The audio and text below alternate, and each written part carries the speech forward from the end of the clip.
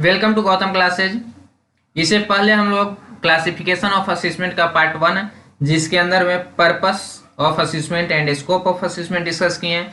उसके बाद second video जिसमें क्लासिफिकेशन ऑफ असेसमेंट पार्ट 2 जिसके अंदर हम लोग attributes measured nature and information gather के बारे में डिस्कस किए हैं। And this is the third and last classification of assessment part 3। इसके अंदर में हम लोग सबसे पहले डिस्कस करेंगे मोड ऑफ रिस्पॉन्स, उसके बाद नेचर ऑफ इंटरप्रिटेशन एंड उसके बाद द कंटेक्स्ट।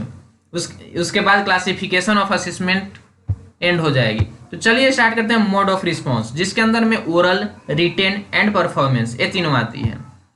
तो ओरल क्या होता है? Student oral responses are longer and more complex. Students का जो ओरल रिस्पॉन्स होता है वो लंबा होता है और बहुत ज्यादा कॉम्प्लेक्स होता है। Parallel to extended written response questions, just as with extended written response, one evaluate the quality of oral responses using a rubric और scoring guide। scoring guide के जरिए हम लोग evaluate करते हैं। longer more complicated responses would occur for example during oral examination या oral presentation, जो हम लोग का वाइवा एग्जाम होता है। ये सारा चीज oral का एग्जाम्पल है, oral evaluation का एग्जाम्पल है। उसके बाद आती है written. Written assessment are activities in which the student select, जिसमें स्टूडेंट को सिलेक्ट किया जाता है और composes a response to a prompt. In most cases the prompt consist of printed material, a brief question या कलेक्शन ऑफ हिस्टोरिकल डॉक्यूमेंट्स होता है जिसमें ग्राफिक्स होता है, टेबुलर मटेरियल होता है या कॉम्बिनेशन ऑफ दिज। ये सारे का कॉम्बिनेशन होता है। हम लोग एक सिंपल सा वर्ड में समझते हैं, क्वेश्चन हम लोग बनाते हैं रिटन एग्जाम के लिए। However it may also be an object, an event or an experience. Students response are usually produced on demand, that is the respondent touch the writing at the specific time and within a fixed amount of time. These constraints contribute to a standardization of testing conditions which increase the capability of results across the students or groups, a theme that is explored later in chapters 4 and 5। तो ये हम लोग जो पढ़े chapter 4 and 5 आप नहीं देखिएगा, ये बुक का लिखा हुआ है, बुक से लिया गया है, इसलिए यहाँ पे मेंशन कर चुके हैं। तो यानी कि सिंपल सा वर्ड में हम लोग समझेंगे कि रिटन एग्जामिनेशन जो होता है एक टाइम पीरियड के अंदर आप ले सकते हैं, उसको कंडक्ट करते हैं। तो एक टाइम देते हो कि आप 3 घंटे के अंदर में ही इस एग्जामिनेशन को फिनिश करते हो, उसके अनुसार आपकी क्वेश्चन सेट की जाती है। यानी कि आपके पास एक पार्टिकुलर ऑब्जेक्ट होता है इस टेस्ट को लेने के लिए, इस इवैल्यूएशन को करने के लिए। यानी कि क्वेश्चन पेपर जो हो गया एक ऑब्जेक्ट हो गया जो आप बच्चे को देते हो, 3 आवर्स में आपको सोल्व करना है, इतने क्वेश्चन है, इस तरह के क्वेश्चन सारे चीज को मिला करके आप देते हो, वही हो गई रिटन एग्जामिनेशन जो हम लोग अभी देते आ रहे हैं। उसके बाद आती है परफॉर्मेंस।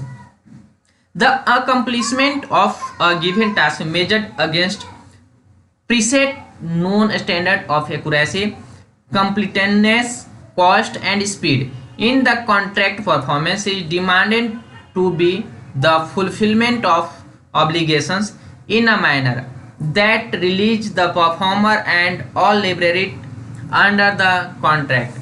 देखिए लैंग्वेज थोड़ी हार्ड होगी क्योंकि ये सारी चीज़ बुक में नहीं मिलती है, इंटरनेट से यहाँ वहाँ से डेटा निकाली जाती है, लेकिन सिंपल सा वर्ड में आप समझ लीजिए कि परफॉर्मेंस होती क्या है।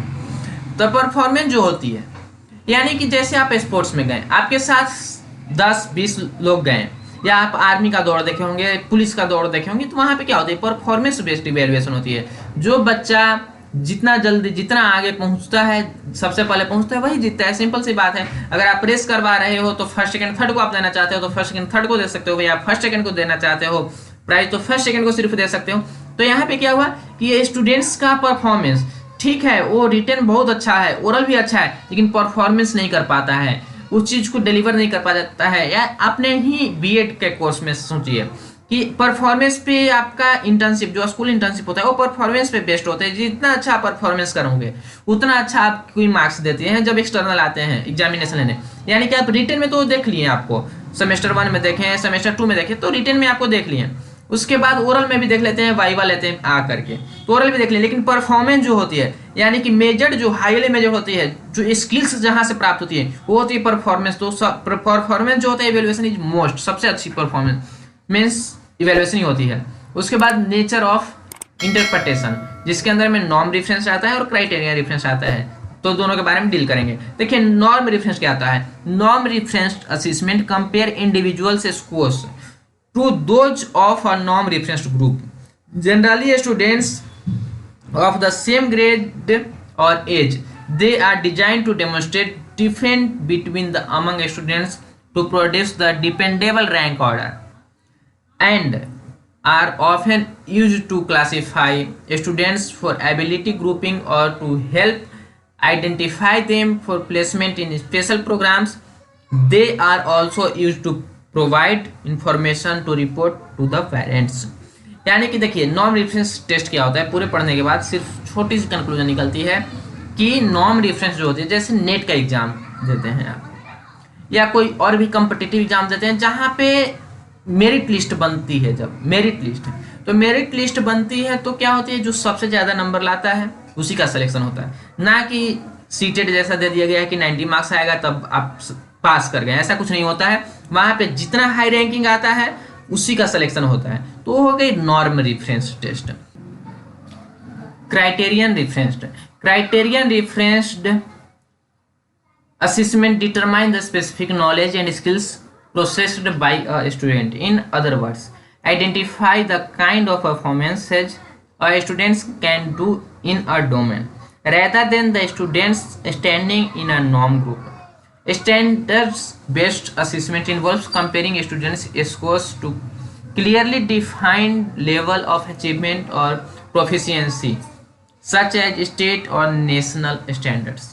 यानी कि जैसे आप सीटेट का एग्जाम देते हो तो वहाँ पे क्राइटेरिया बना दिया गया है कि 90 मार्क्स लाओगे तो आप पास कर चुके हो, सीटेट पास हुआ, तो एक क्राइटेरिया बना दिया गया। या कहीं आप देखे होंगे रेलवे एयरपोर्ट पे कि कुछ पहले जो था वो बांस लगा दिया जाता था कि इससे कम एज का लड़का है तो टिकट नहीं लगेगी, चले जाते थे, और उसके ऊपर के बच्चे को टिकट लगती थी। या रेलवे में भी पहले ये चीज़ थी कि इतना साल का है, एक बांस लगा दिया गया, अगर इस साइड का बच्चा है तो उसकी टिकट नहीं लगेगी, उससे बड़ा है तो उसकी टिकट लेनी पड़ती थी।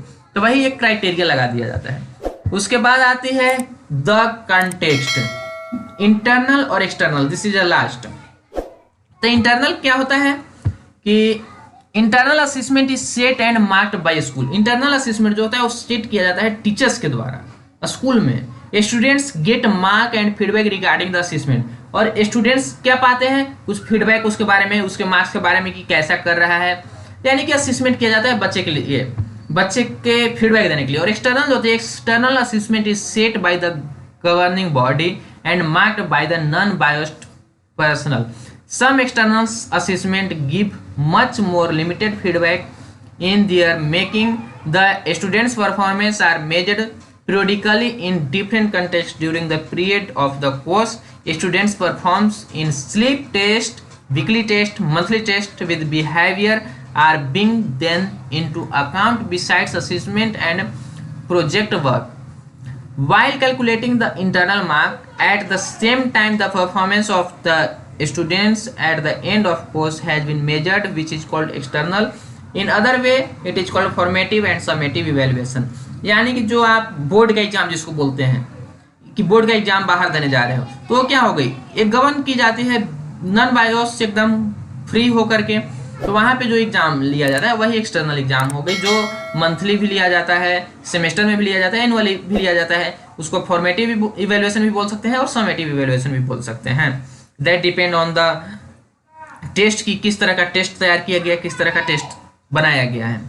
Thank you guys. अगर आपको यह वीडियो अच्छी लगे तो चैनल को सब्सक्राइब करें, वीडियो को लाइक करें और शेयर करें।